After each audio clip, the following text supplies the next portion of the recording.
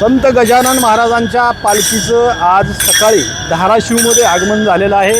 आपण जर पाहिलं तर या ठिकाणी ते वारकरी जे आहेत ते अगदी शिस्तबद्ध पद्धतीने या ठिकाणी रस्त्यावरून जाताना आपल्याला पाहायला मिळतात आणि गजानन महाराजांच्या पालखीचं दर्शन घेण्यासाठी धाराशिव शहरामधून बहुतांश नागरिक जे आहेत ती गर्दी करताना आपल्याला पाहायला मिळतात। जवळजवळ 57 वर्ष या पालखीचं आहे आणि 700 किलोमीटरचा प्रवास करून ही पालखी जी आहे ती गजानन महाराजांच्या शेगाववरून पंढरपूर येथे पोहोचते आणि रस्त्यामध्ये धाराशिवमध्ये पालखीचा आज मुक्काम असतो आणि संध्याकाळी मुक्काम झाल्यानंतर दुसऱ्या दिवशी पालखी जी आहे ती पंढरपूरकडे प्रस्थान करते।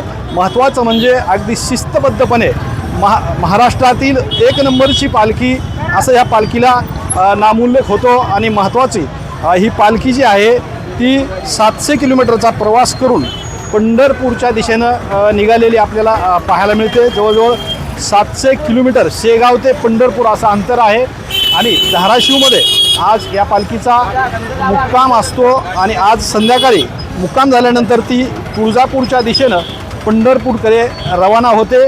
आज धाराशिवमध्ये पालखीचं भक्तांकडून स्वागत करण्यात आलेलं आहे। रस्त्यावरती रांगोळी देखील काढण्यात आलेल्या आहेत। एकंदरीतच धाराशिवमध्ये जी आहे ती भक्तिमय वातावरण या गजानन महाराजांच्या पालखीनं झालेलं आहे। मोठ्या संख्येनं वारकरी जी आहेत ती टाळ मृदंगाच्या गजरामध्ये रस्त्यावरून जाताना आपल्याला पाहायला मिळतं। एकंदरीतच भक्तिमय वातावरण जे आहे ते झालेलं आपल्याला पाहायला मिळतं आणि जोरदार स्वागत गजानन महाराजांच्या पालखीचं धाराशिव शहरामध्ये केलेलं आपल्याला पाहायला मिळतं आहे।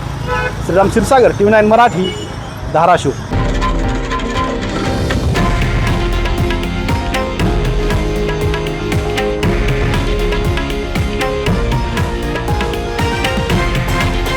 हे आहे देशातील नंबर 1 न्यूज नेटवर्क आणि आपण पाहत आहात TV9 मराठी, एकमेव।